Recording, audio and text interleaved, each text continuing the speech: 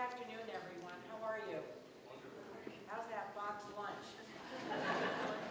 At first, I didn't see them in your lap, and I thought, what are they chewing on? I'm glad that I'm not getting between the food and you. Ken, thank you for your most generous introduction. Overly generous. I'm going to make sure I tell my children what she had to say about her mother, because it really is lovely, and it's an honor to be here. I want to point out that it is Jerry Hart who is standing there, who recently joined NDI, and it was at his invitation that Anna said yes. And let me tell you why. Jerry has been part of the Democratic Caucus, served us so superbly for years and years, and managing the floor of the House.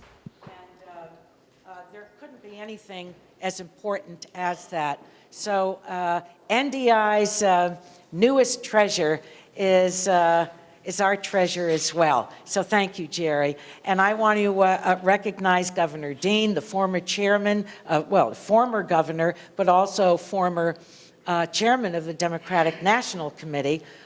Before you were there, Governor, I'm an old member of the DNC before I was elected to any elective office. So it's wonderful to be here, a great honor. And I want everyone at NDI to know that you always have my vote for your appropriation. All right? Always have my vote. Well, I was invited to elaborate on an important question. And the question is, despite technology transforming politics and civil society in the 21st century, bringing citizens closer to their elected leaders, why hasn't change spread evenly across the globe? And why, despite going through several iterations of smartphone technology and the advent of social media platforms, haven't we witnessed the birth of new democracies in the first 15 years of this century? Technology obviously is a tool, an engagement, and so where is the disconnect? That's what was presented to me, and so that's what I'm going to try to address in just a few minutes. And I just hope the bells don't go off calling me back to the Hill for votes. So, but they said about 12:45. There are really a multitude of theories that have been put forward. They've been put forward by the academic community, and all of them have some merit. I think the answer really lies predominantly in access to the internet and censorship. Those two major pillars, so to speak. And I think that the United States and Turkey are useful case studies to examine these two pillars. With all the excitement about new technology, and it is exciting, and I think this one isn't. It's going on and off. But I can raise my, my mother voice if need be. So with all the excitement about new technologies, we often forget that there is a vast digital divide that persists not only in our own country, but throughout the world. As I just intimated, even in our own democracy, which is the wealthiest world in the world, access to broadband, much less the internet at all, is a luxury that millions of Americans don't have. Native Americans, it's really shame on us because they have, for the most part, nothing. It's like, close your eyes, what do you see? We have parents that drive their children 75 miles another direction from reservations so that their child can pick up a signal and do their homework in their car. So no one should think, just because we are the country that is the mother of this invention, certainly coming out of my congressional district, that everyone has access to it. So access to the internet is really increasingly a matter of utility, and yet according to the United Nations, broadband access is still out of reach for billions of people, including 90% of those living in the poorest of nations. So NDI, you have a real a challenge, but you also have, you're putting forth your solution. More than ever, citizens need access to the internet for everything.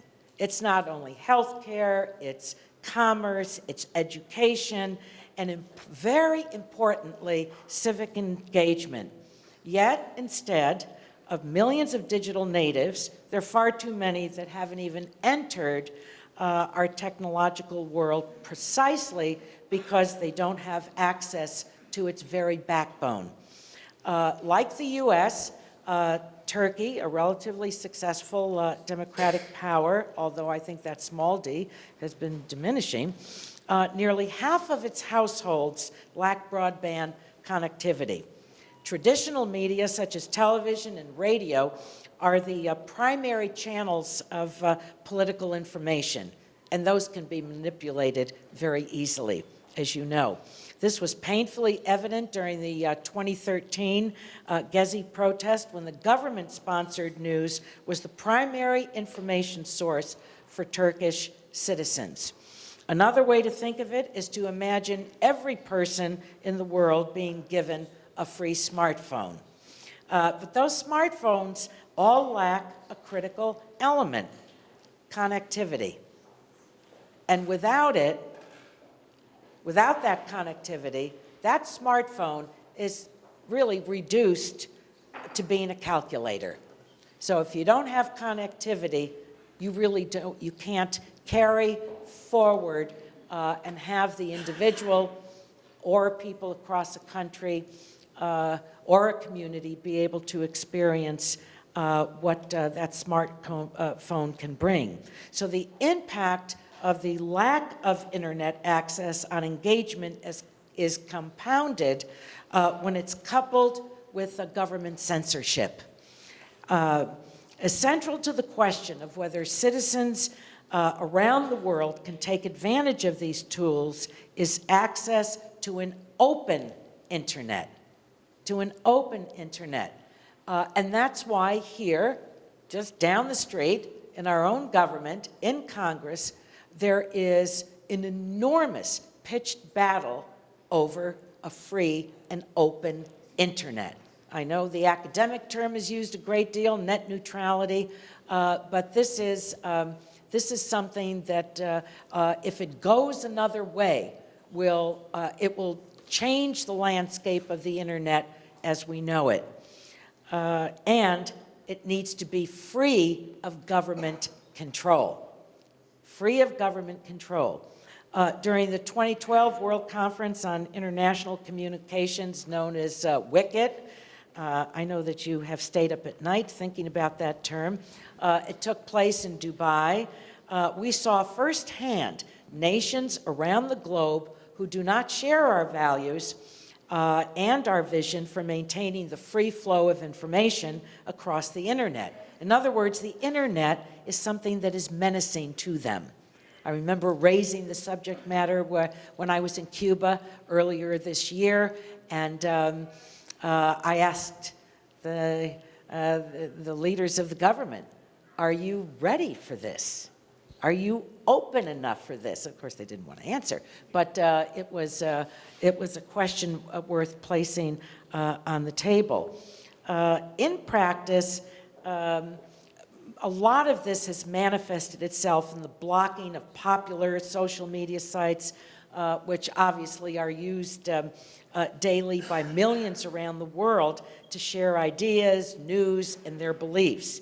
Last year, when Turkey banned access to Twitter and YouTube, I introduced a resolution, a bipartisan resolution in the House, calling on the government of Turkey to lift their restrictions and reaffirm the importance of internet freedom for promoting democracy and good governance. And earlier this year, Turkey once again briefly blocked access to these services. So when you digest government censorship, governments that are not as open, then obviously it's going to manifest itself relative to the internet, because it is, and you recognize this as a tool for democracy.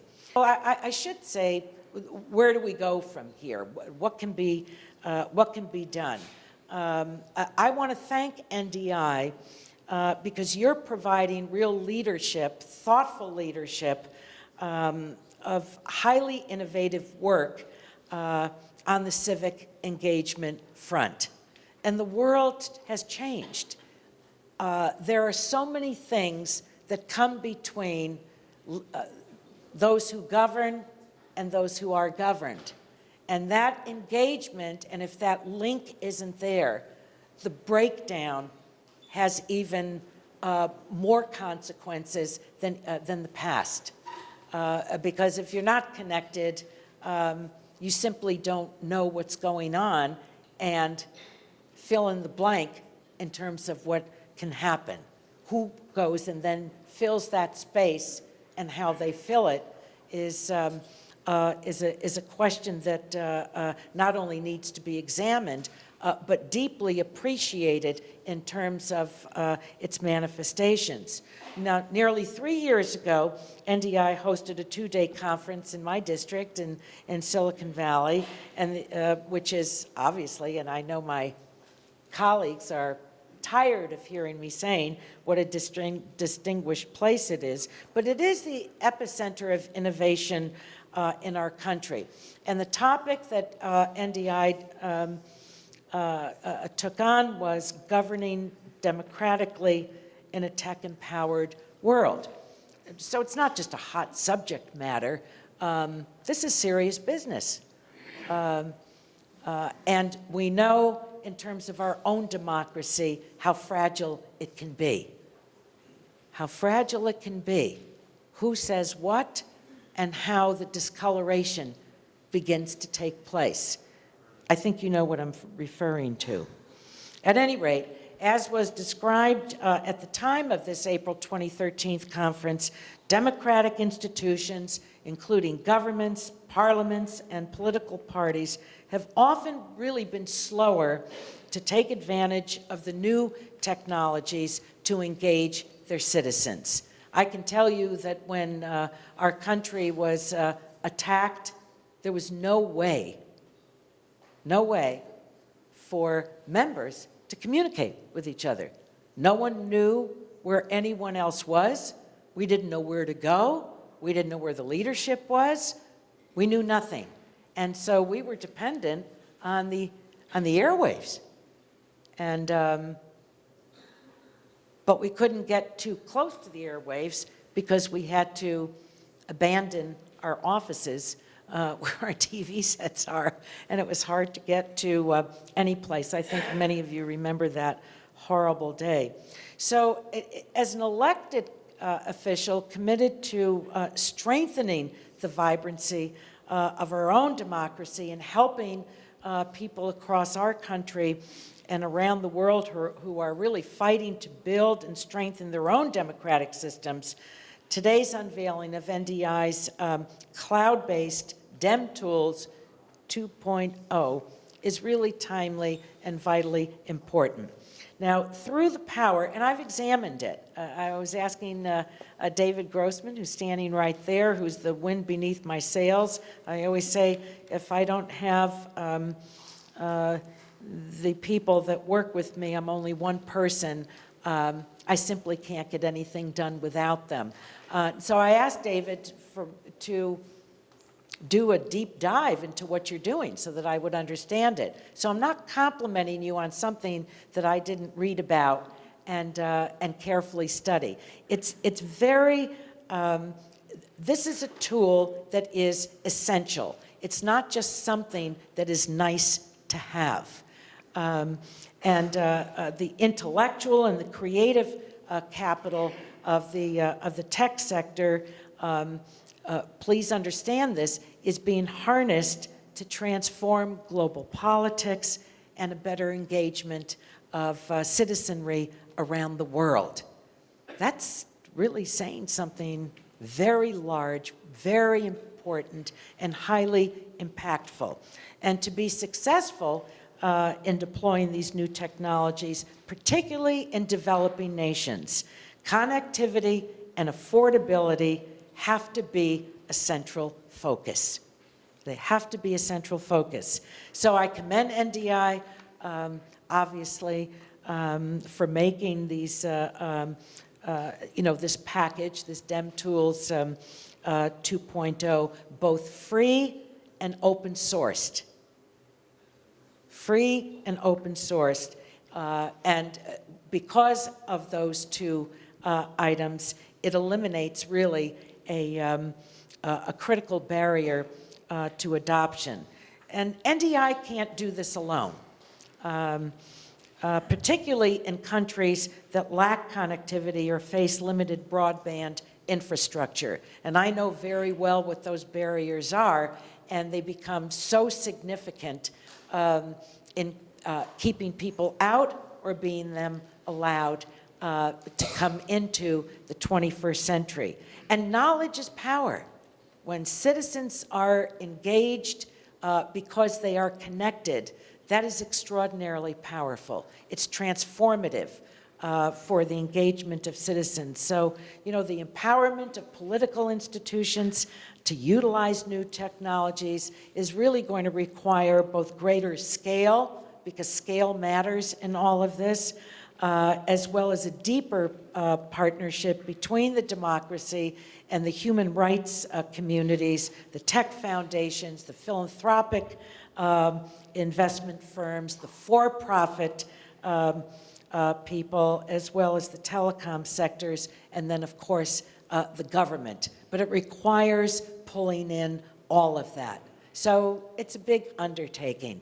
But I think democracy is the best idea that was ever born. And so in the 21st century, if we're going to keep embracing that idea and strengthen it, it needs to come through what I've been describing, what you're examining, what NDI has put together in order to really strengthen the world community. So obviously, I fully support this goal. I think it's exciting, and I'm very glad that there is an NDI. It means a great deal for me to come here today to a place that I haven't been to in 23 years, since I first became a member. But I know of the work, I respect it, I've always voted for the appropriation, and like you, the word democracy, I worry about it. I worry about ours, and I worry about those that are struggling to become fuller democracies, and those that are sliding.